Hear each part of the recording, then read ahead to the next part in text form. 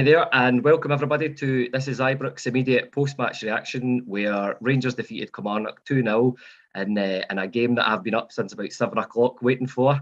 You might hear it a wee bit hoarse in my voice, but today we've got Stephen joining us from the other side of the world. How are you doing, Stephen? Good mate, Thanks for having us. That was a tough watch at times, mate, but I'm glad it's finished. Yeah, that's it. And Shug, a last-minute addition to the team. How are you getting on today as well? Yeah, I might as well be in the other side of the world, being in Stranraer. But feeling a bit better now. It's a wee bit this morning, but yeah, all good. Yeah, so we'll crack into it then straight off the bat. We had a few changes in the lineup. I'll come to you first this one, Stephen, if that's all right. The 4 changes we had were Lawrence, Yilmaz, Davies and Wright. They all came in. Were you excited? Were you happy with those changes given the way that the team played last Tuesday? There needed to be changes. I think everybody knew that. I was probably the most excited to see Steve Davis back. I'm a big fan of Steve Davis. Big fan of Steve Davis. He's a mission for the squad, and a lot of times last season, or the starting 11 at least, baffled me at times because I thought 7, 8, 9 times out of 10 he plays, he makes a difference. And there's nothing even stand out to show what it is. It just keeps the team ticking. I thought it was superb today. I thought it was a breath of fresh air in there. So I think Matondo dropping down to the bench was probably right as well. Yep. I never really had any much complaints with the starting 11, to be honest, mate. I thought that was I love the fact that Davis came in, but anything other than that, I was relatively pleased and expected. Yeah, I think that was certainly the chat around about us at the game today, was that everybody kind of agreed with the changes. I think Barisic's been taken out of the team, even though Yilmaz hasn't had that much first team football at Rangers at the moment. I thought that was pretty good, a good change. But speaking of Yilmaz, Shug, I'd like to maybe touch on your thoughts on his first half performance. And I don't know what I felt about him. I thought he was a bit nervous, and I don't know if he went a wee bit hiding at times. But how did you think he fared today?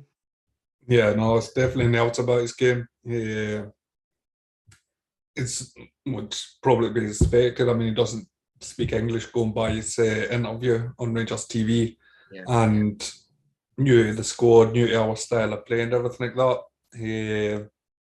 I was frustrated in the first half, especially because we had no width in the left. Tom Lawrence was coming inside every time, and we're so used to Borna or Barty overlapping and keeping that width. But Yilmaz as well was getting like 3/4 of the way up the park, and he was just stopping. So I guess it's something that in time it'll come, but I am excited by him. I think he will come good as soon as that bit of time, hopefully Tuesday. It's a nice introduction for him against Kilmarnock, but Tuesday's the real deal, so fingers crossed he's good to go for it. Yeah, Stevie, it's a bit difficult really to talk about that first half because not too much happened. I felt, again, something we discussed in previous pods, there was quite a severe lack of creativity, a lack of clear-cut chances in that first half, and something that Gio sort of alluded to in his post-match press conference. Were you concerned about the lack of chances that we were creating, and just been go to Ibrox? You know what you're getting from any McInnes team. I mean, maybe a wee side note, I got the absolute fear every time I looked down and saw McInnes in that dugout of what could have been at Rangers. But Kilmarnock, difficult to break down and seemed to play 5 at the back. I think at times I was concerned, mate. There was flashes when Tillman was showing his classes, showing class in glimpses along with Tom Lawrence.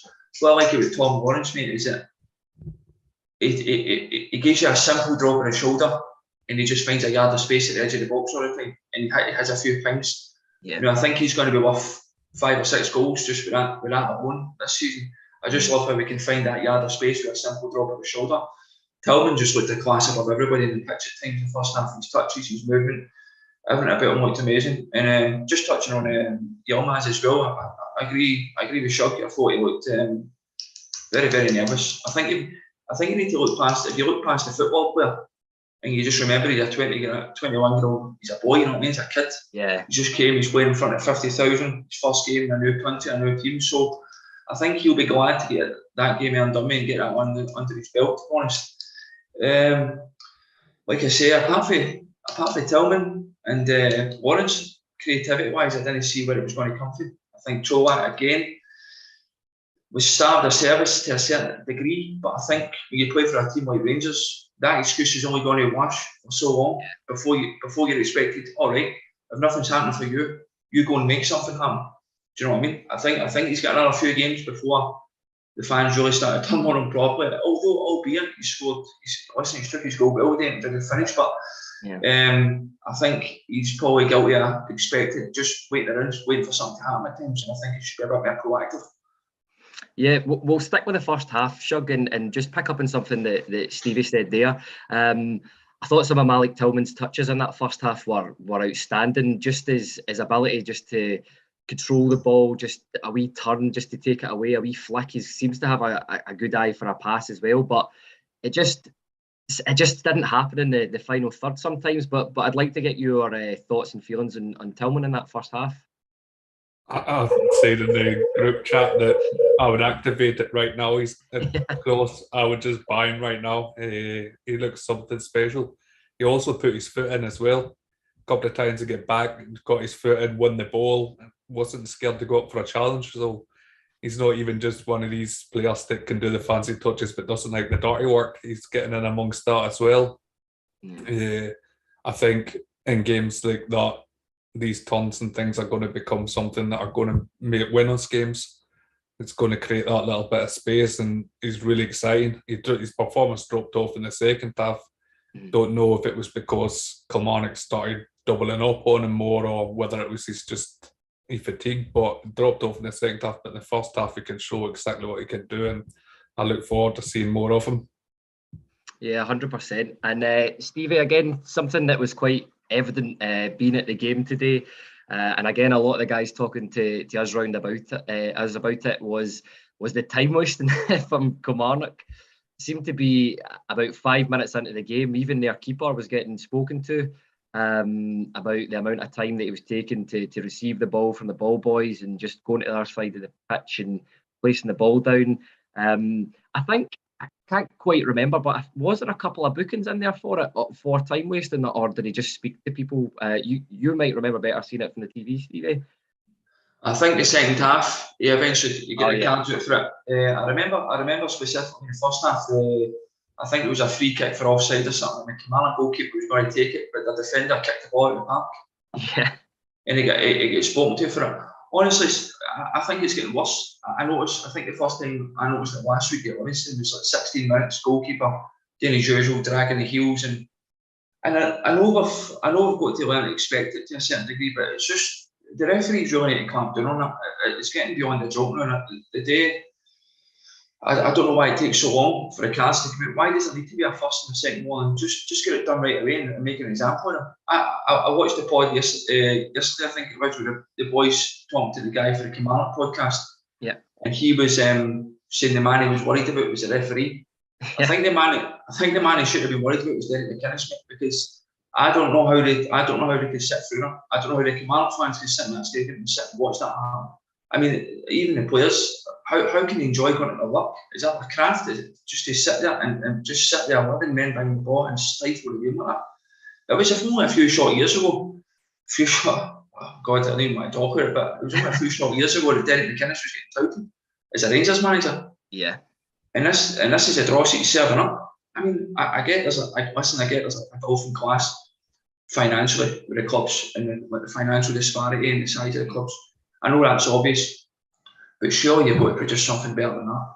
Surely, it's horrible to watch, and it's getting frustrating, more and more frustrating as it goes. Yeah, no, I think when I was sort of listening in to McInnes' post-match press conference in the car on the way back, that he said something exactly to that effect. He's like, "We're not here to entertain." He's like, "We're here to try and stifle Rangers," and I think they certainly did that at points. But Shug, is that something that you think the club is maybe spoken to about the referees about this time wasting, because it ruins it for the fans and just overall it just, I understand why teams are doing it, but it's horrible to watch, and it's not a good product to sort of sell Scottish football, if you understand what I mean. Yeah, I do think something's happened, because I found it interesting last week that Livingston got a player booked for time wasting. Kilmarnock get 2 today. It wasn't long for the keeper to get a warning today. I think it was about 18 minutes gone when the keeper got warned, and it's kind of like as if the referees have been told. I mean, we've sat at Ibrox for years watching keepers taking nearly a minute to take a goal kick and things like that, and they don't get spoken to until the 70th, 80th minute. So I would hope that the SFA, imagine the SFA doing something right, I'd hope that it's actually spoken to the referees and says this is taken away from the product.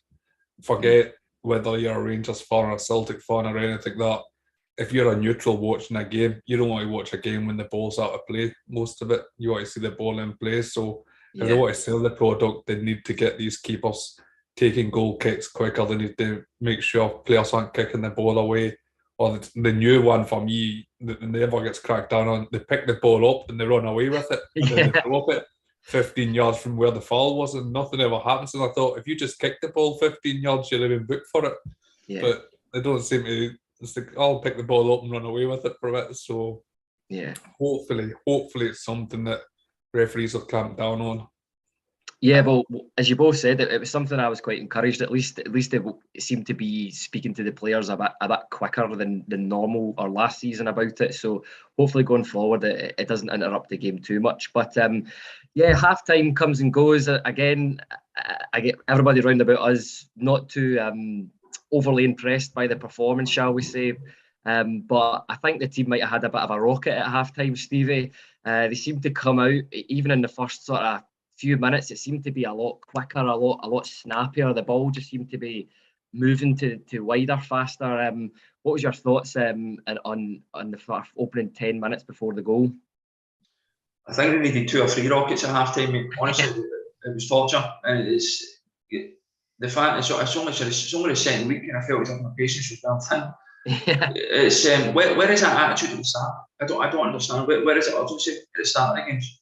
Why not come out with the tails up? You've got the luxury of having 50,000 fans there behind you, and I don't get why it takes a rocket or whatever it is it takes at half time or before the penny finally drops of what we have to do to these teams. Like we just spoke about, like they're going to sit, they're going to strangle the game. You can't just be passive. You can't be passengers and just go through the emotions. You have to just go for it. You have to don't let them settle. But look, if the 10 minutes, you could see the improvement immediately. You could, but still, it doesn't make you want that goal and you need that goal. And thankfully, it came quite early in the second half because what would have happened pretty much as the minutes ticked past. Like we just spoke about the injuries and the goalkeeper and the substitutions start coming. And there's going to be times, if we keep starting games like this, there's going to be times when it's going to go to 70 minutes. And then before you know it, you're at 75 minutes. And we can't afford that, because that's how points eventually end up being dropped. You don't want to ride it up too many times like this. We'll have to start getting into half time, 1 or 2 up, and we just have to start being more aggressive. Yeah. No, that's it. I totally agree with you. I was glad to see that at least Gio seemed to have identified that it needed to be quicker. And I feel like a bit of a broken record already saying this, Shug, but in around about 55 minutes, the moment I think we've all been waiting to see. We see a Croatian striker scoring for Rangers. Seemed to be a nice wee bit of link-up play between Lawrence and Čolak. Kept going. I was happy that Lawrence just kept the ball alive and just sort of poked it into him. And the fact that he got a bit of service, and I thought it was a really good finish, Shug. Yeah, no, it was a brilliant finish. It's something that I know Čolak's already becoming a bit of a whipping boy already, but he's in his Rangers career in the SPFL anyway, he's had 2 chances and he's taken both. Wrongly disallowed last week against Livingston, but the service to him today was terrible in the first half. Yeah. I know there's arguments that he should go and find the ball more, he should go and do more, but if he's the kind of striker that he just feeds off, if he's a 6-yard striker, then he needs better service if that's the way Gio wants to play. Everybody would love another Alfie doing everything Alfie does, but they are not cheap, and we're not going to get somebody Alfie's quality to come here and play second fiddle, play third fiddle. We're limited to what we can get, and I think Čolak's shown that with 2 clear-cut opportunities he's had, he's taken them both well. So I was glad that he got his goal today and got off the mark, and hopefully he'll start banging them in every week. Well, every week he's needed until Alfie's back to full fitness.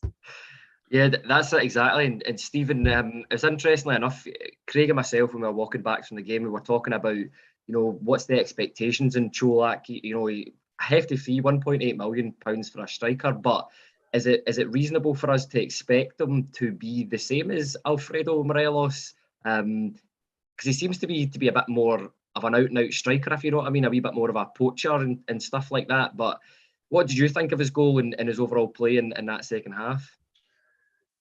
The goal, he took his goal well. It was a great finish. It was, I thought on the build-up to the goal, I actually thought we'd messed up the play.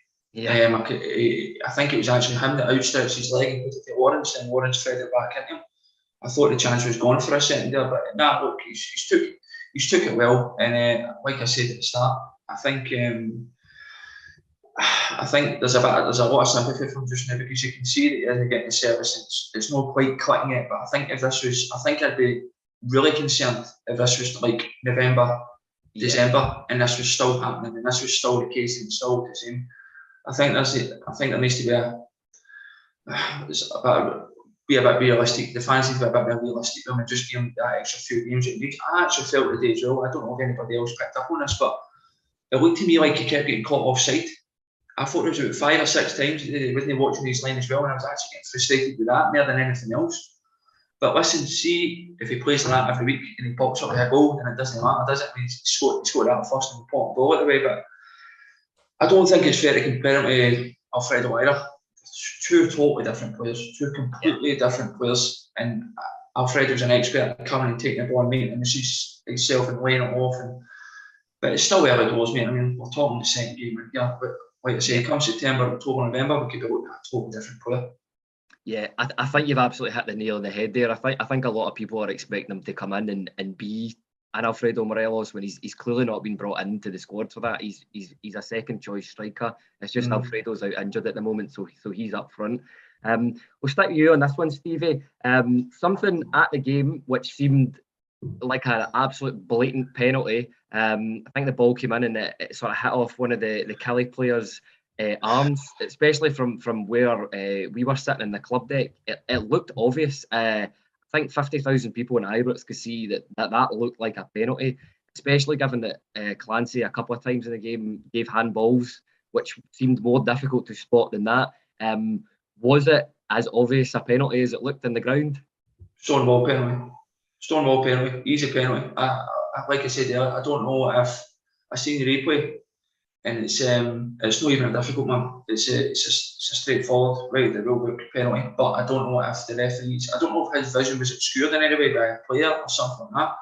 But then you've also got a linesman who should have seen that as well. There's enough for him to spot that between 3 or 4 of them, however many it is. It's not going to be the first time this season. It's not going to be the last time this season. We're probably going to be moaning about referees, mate. I don't like discussing referees this way, because I don't like to sound like another mob too much. It cringes me out. But I just think it's the standard of Scottish refereeing.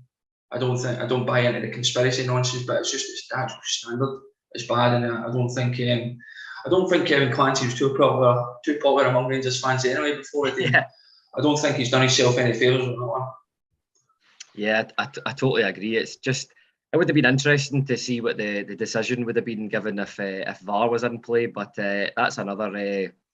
God, who knows, mate? Who knows? It was 100% a penalty, and it was everybody's favourite Alan Power. And he even pulled his hand, he pulled his arm in. Ridiculous decision from Clancy again, but VAR with 100. If that penalty given against us in midweek was a penalty, then that is like the most obvious penalty you'll ever see. Yeah. And that's exactly why I wanted to talk about that point, because people were very frustrated given the decision on Tuesday, because as harsh as it was, and it was a shocker. But anyway, luckily it didn't impact the game.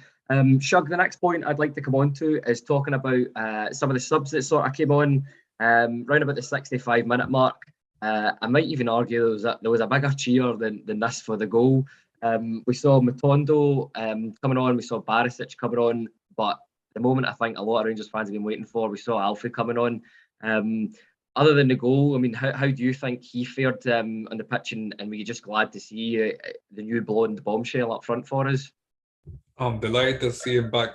I absolutely love him, and I'm glad that somebody's got a worse hairstyle than me in the Rangers team these days. I'm not sure that Barnett fits him quite well, but he fits us very well.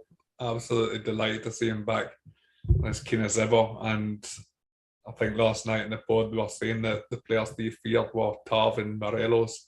So you knew Morelos coming on.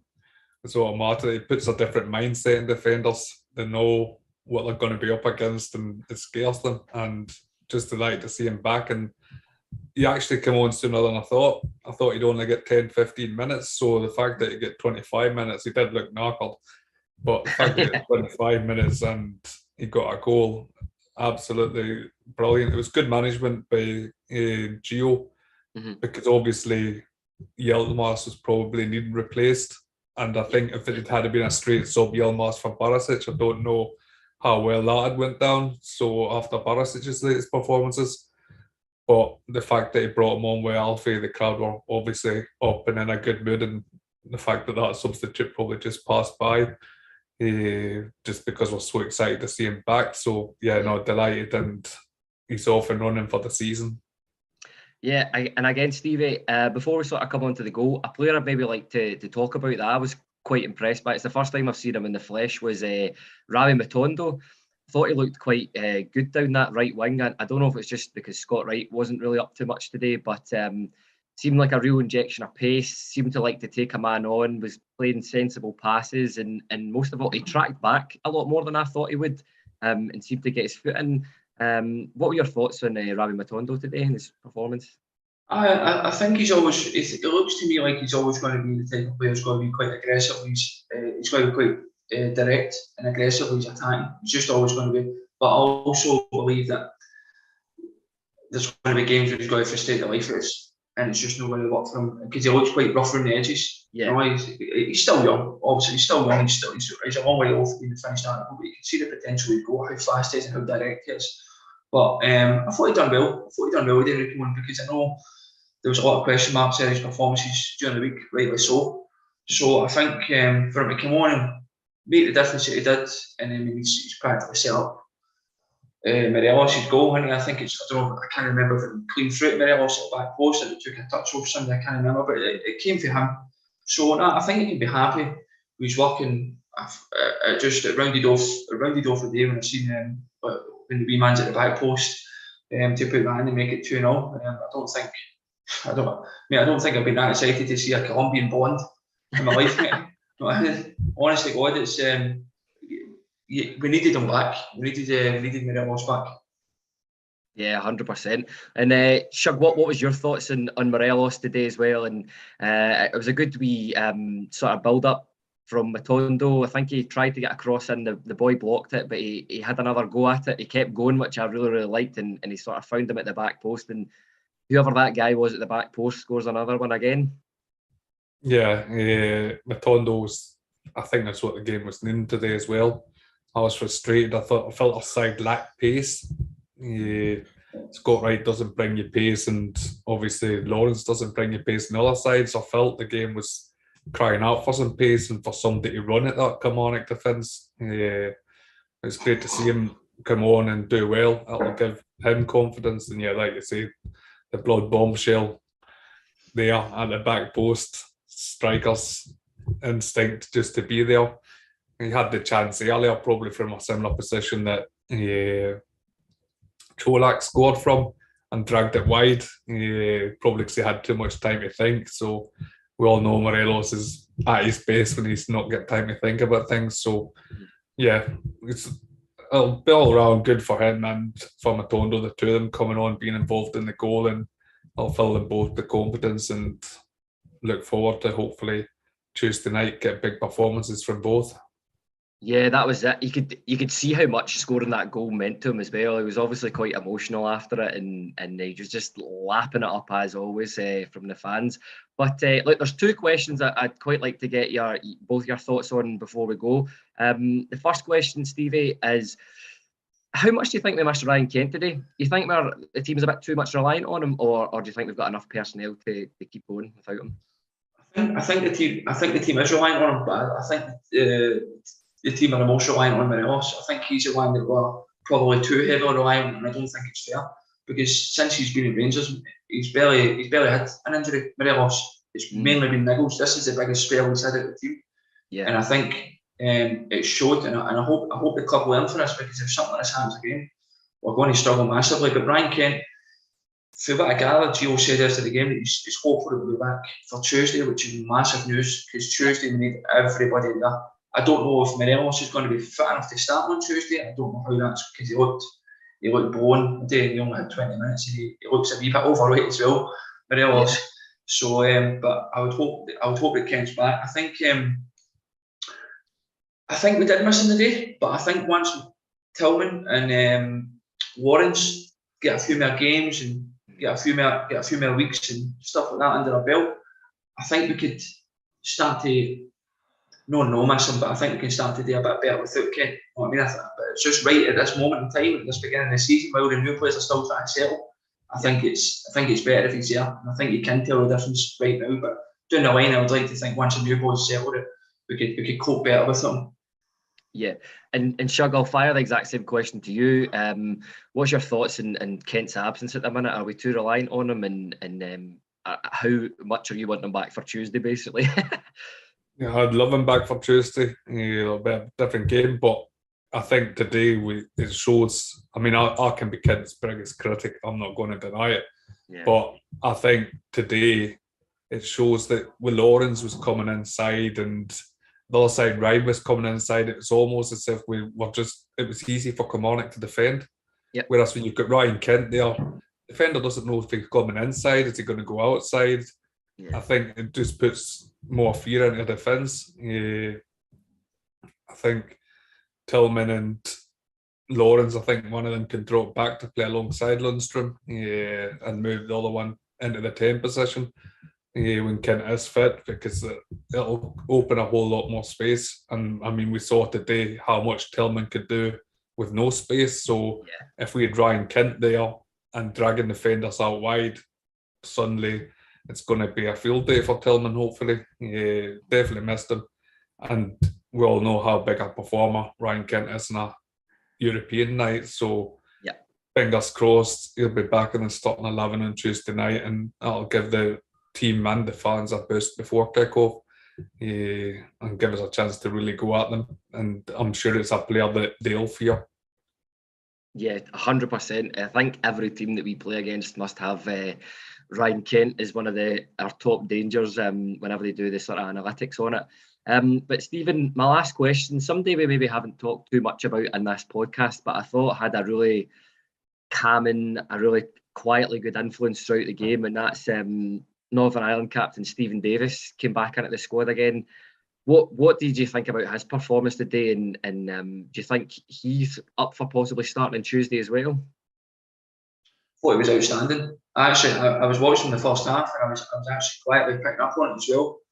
And I wasn't sure if it was one of them ones where I was picking up on it, but I was maybe just wrong, or I was just over exaggerating in my own head. I don't know, but then obviously I think it was did somebody give him man of the match? Who did you call commentator? Was it Richard Goff? Richard Goff. Richard Goff gave him man of the match. So then I kind of verified whatever I was thinking. You know, I just. He doesn't have the type of games where afterwards you can go, remember he did this, he did this. It's nothing stand out, like I said. It's just the quiet way he keeps the game ticking. He collects the ball for defence and he moves it and he keeps it going, and he just reads the game from side to side, and he just tidies everything up. I just think he makes Rangers tick and function a lot more.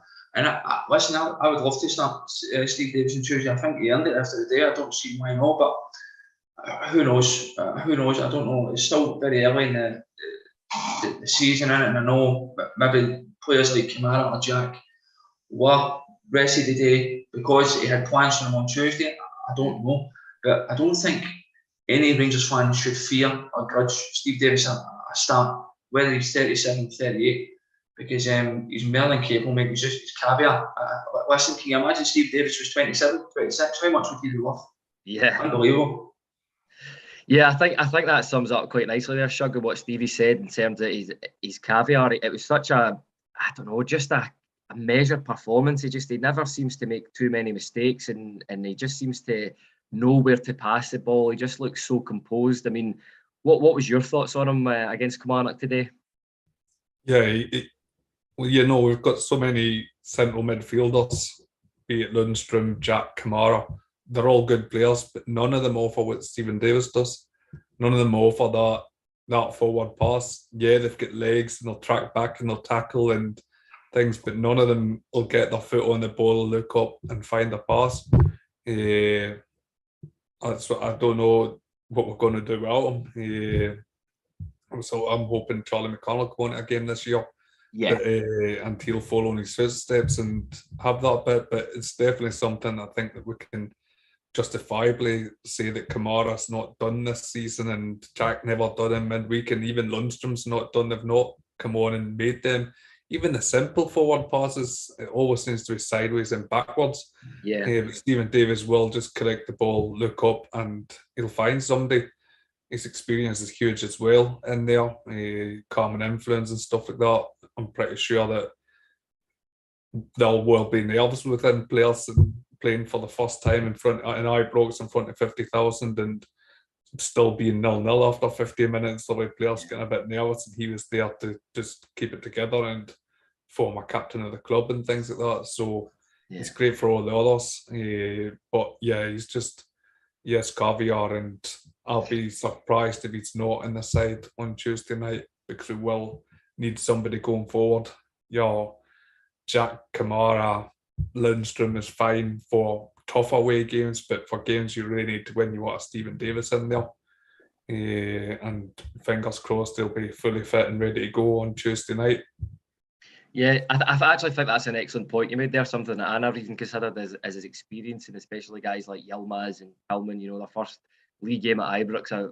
He did seem to be, maybe not to the extent on Yilmaz, but he did seem to be quite a calming influence in Tillman and stuff. But look, that leaves us with a final question. I've maybe, what's the word I'm looking for here, led you down the garden path a wee bit in terms of man of the match. But Stevie, who was your man of the match?